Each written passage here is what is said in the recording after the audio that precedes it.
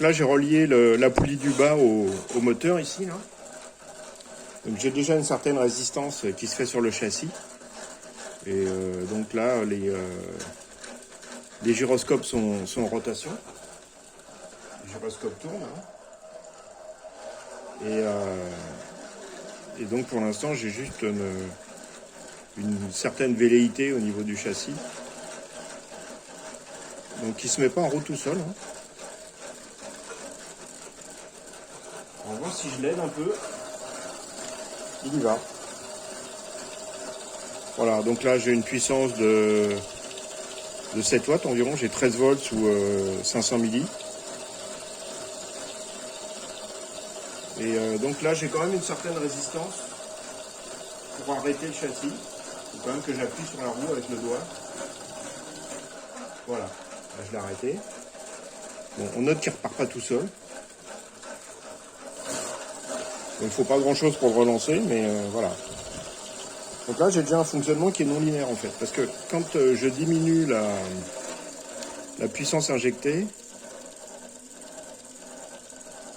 là je vais le freiner, le châssis, très rapidement. Et par contre pour relancer, là ça va encore. Mais là, si je le freine, voilà, et là pour relancer,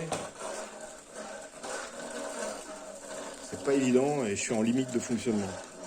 Donc en fait, la vélocité à la fois des gyroscopes et à la fois de l'excentrement du système fait que j'ai un fonctionnement non linéaire. Il faut que j'injecte une puissance suffisante, qui est de l'ordre de...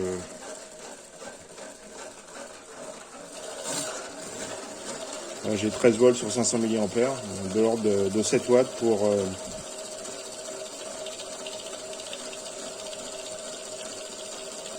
arriver à obtenir quelque chose.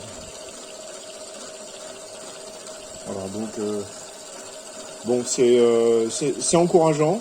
Ça veut dire qu'il y a des choses qui se passent qui sont non linéaires, donc ça va me permettre de pousser un peu plus loin l'investigation.